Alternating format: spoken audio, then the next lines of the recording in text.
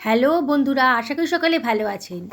আটা আর ডিম দিয়ে অসম্ভব টেস্টি একটা ব্রেকফাস্ট রেসিপি বলুন কিংবা ডিনার রেসিপি তৈরি হয়ে যাবে, ঝটপট হয়েও যাবে আর দারুণ টেস্টি হবে রেসিপিটা। চলুন তাহলে আজকে বানিয়ে ফেলি। আমি এখানে 1 বাটি পরিমাণ ময়দা নিয়েছি আর এর ভেতরে দিয়ে দেবো 1 বাটি পরিমাণ আটা। আমি আটা ময়দা মিশিয়েই করলাম। আপনারা যদি মনে করেন শুধু আটা দিয়ে কিংবা শুধু ময়দা দিয়ে করবেন তাহলেও করতে পারেন। আর দিয়ে দিচ্ছি 2খানা ডিম। কাঁচা ডিম আমি ফাটিয়ে এই আটার মধ্যে দিয়ে দিচ্ছি। আটা আর ময়দা একসঙ্গে মিশিয়ে করলে একটু টেস্টি হয়, সেই জন্যে আটা ময়দাটা মিশিয়ে করলাম। 2 বাটি আটার জন্যে আমি 2খানা ডিম নিয়েছি। আপনারা যদি ব্রেকফাস্টের পরিমাণটা বাড়ান তাহলে আটার আর ডিমের পরিমাণটা বাড়িয়ে দেবেন। আমি এখানে একখানা মাঝারি সাইজের পেঁয়াজ নিয়েছি। পেঁয়াজটাকে আমি কুচি কুচি করে কেটে নিলাম। আজকে আমি এর ভেতরে একটা গাজর দেব। একটা মাঝারি সাইজের গাজরেরও খোসা কেটে প্রথমে গোল গোল করে কেটে নিচ্ছি, তারপরে একটু কুচি কুচি করে কেটে নিচ্ছি। কাটা হয়ে গেছে, সরিয়ে রাখলাম। এবার আমি নিয়ে নিচ্ছি আধখানা টমেটো। টমেটোটা বেশ বড় পরিমাণ ছিল বলে আধখানা দিয়েছি। আর যদি মাঝারি সাইজের হয় তাহলে আপনারা একখানা টমেটো দেবেন। টমেটোটাকেও আমি কুচি কুচি করে কেটে নিলাম, সরিয়ে রাখছি। আমার আটা আর ডিমটাকে আমি একটা বড় বোলের মধ্যে ট্রান্সফার করে দিচ্ছি, তাহলে আমার বানাতে সুবিধা হবে।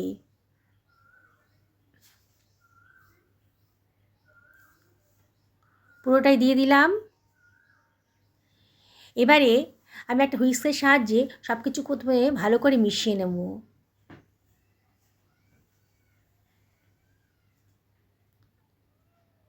রেসিপিটা বানানো খুবই সোজা। একবার যে দেখবে না সেই কিন্তু অনায়াসে এটা বানিয়ে ফেলতে পারবেন।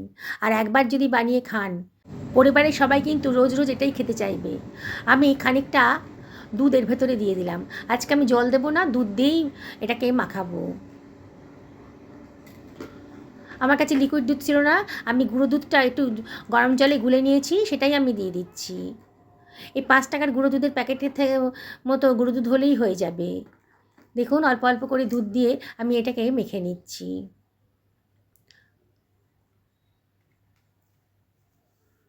জল দিয়েও করতে পারেন, তবে দুধটা দিলে পরে কিন্তু একটু ভালো টেস্টটা হবে। দেখুন খুব ভালো করে প্রথমে মাখিয়ে নিচ্ছি হুইস্কের সাহায্যে।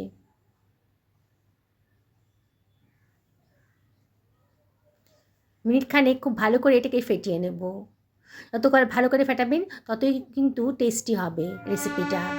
এবারে আমি এর ভেতরে দিয়ে দিচ্ছি কেটে রাখা পেঁয়াজ কুচিটা, কেটে রাখা গাজর কুচিটাও দিয়ে দিলাম, আর দিয়ে দিচ্ছি টমেটো কুচিটা।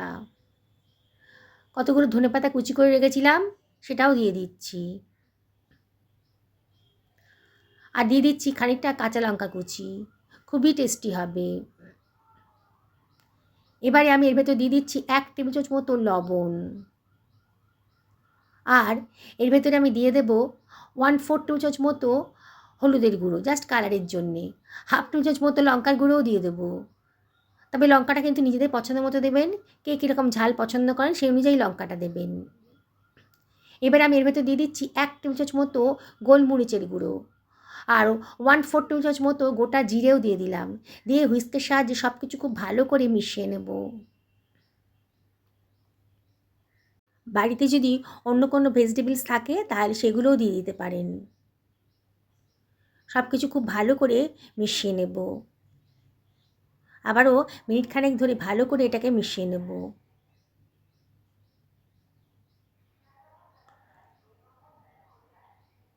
দেখুন কতটা স্মুথ ব্যাটার তৈরি হয়ে গেছে। যদি মনে হয় একটু শক্ত শক্ত লাগছে তাহলে আরেকটু দুধ দিয়ে দেবেন।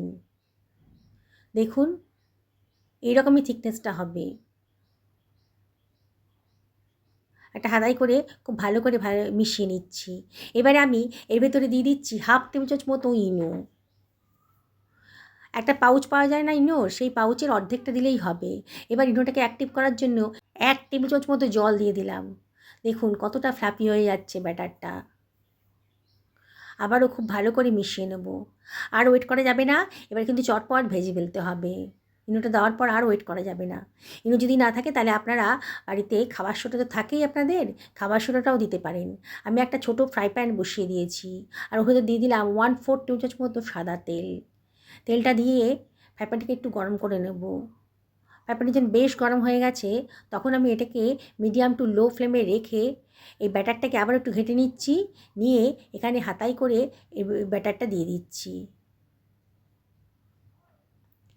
আমি প্রায় 2 টেবিল চামচ মতন ব্যাটার দিয়ে দিলাম। যদি মনে করেন একটু ছোটো মতো বানাবেন তাহলে কম করে ব্যাটারটা দেবেন। দেওয়া হয়ে গেছে, এবার এটাকে আমি ঢাকা দিয়ে দেব। ঢাকা দিয়ে রান্না করলে রান্নাটা তাড়াতাড়ি হবে। মিডিয়াম টু লো ফ্লেমে রেখেছি আর ঢাকা দিয়ে দিলাম। মিনিট 1.5 বাদে ঢাকাটা তুলে দেখছি, ওপরের পোর্শনটা কিন্তু একেবারে শুকিয়ে গেছে। এবার একটা স্প্যাচুলার সাহায্যে এটাকে আমি উল্টে দেব। ওপর থেকে সামান্য একটুখানি 1/4 টেবিল চামচ মতো তেল আমি ছিটিয়ে দিলাম। খুব বেশি তেলের প্রয়োজন হবে না, অল্প তেলেই কিন্তু এই রেসিপিটা বানানো হয়ে যাবে। আবার উল্টে পাল্টে ভালো করে আমি এটাকে ভেজে নিচ্ছি। দেখুন কত সুন্দর দেখতে লাগছে, কতটা লোভনীয় হয়েছে। বাড়ির বাচ্চারাও কিন্তু দারুণ পছন্দ করবে, বড়রাও কিন্তু দারুণ পছন্দ করবে রেসিপিটা। আবারও দেখুন 1/4 টেবিল চামচ মতো তেল প্রথমে দিয়ে দেব। তেলটা যখন গরম হয়ে গেছে তখন কিন্তু আমি 1.5 থেকে 2 হাতা মতো ব্যাটার আমি এর ভেতরে দিয়ে দিচ্ছি। যখন এরা ব্যাটারটা দেবেন না তখন কিন্তু ব্যাটারটা ভালো করে একটু ঘেঁটে নেবেন, নাহলে তলার দিকটা কিন্তু বেশ ঘন হয়ে যায়, ওপরের দিকটা একটু পাতলা পাতলা হয়ে যায়। দেখুন ভালো করে ছড়িয়ে দেব। এবার এটাকে ঢাকা দিয়ে 1.5 থেকে 2 মিনিটের মধ্যে তৈরি হয়ে যাবে রেসিপিটা। প্রথমবার যে টাইম লেগেছিল তারপরের বার কিন্তু টাইমটা একটু কমই লাগবে। কত অল্প সময়ের ভেতর দারুণ স্বাদের এই রেসিপিটা তৈরি হয়ে যাচ্ছে। আমি আবারও এটাকে উল্টে দেব। প্রথমে একটু তেল দিয়ে দিচ্ছি সাইড দিয়ে, দিয়ে এটাকে আমি উল্টে দিচ্ছি যাতে ওপরের পোর্শনটাও ভালো করে ভাজা হয়ে যায়। কালারটা দেখুন কত সুন্দর দেখতে লাগছে, আর বানানোটা কতটা সোজা দেখতে পাচ্ছেন তো, কোনো ঝামেলাই নেই।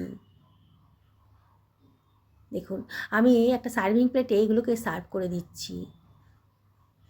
নরম তুলতুলে একেবারে পাউরুটির মতো দেখতে হয়েছে, খেতে কিন্তু অসম্ভব টেস্টি।